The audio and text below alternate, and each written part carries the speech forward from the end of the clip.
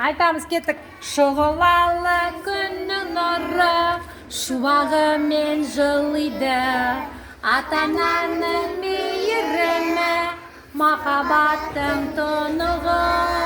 Ата-анаға көз қуаныш балаларымыз.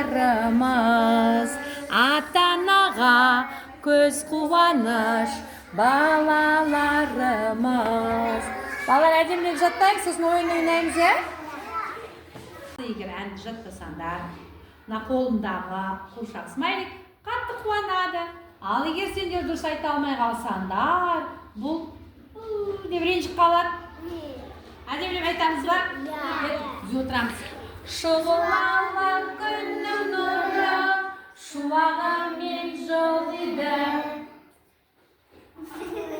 Ренжіп қалды ғой балалар. Әлі даусын шығаршы, саған қатты қуанғысы келіп тұр. Кеттік. Біз отырамыз. Шұғылалы күннің нұры шуағымен жылиды.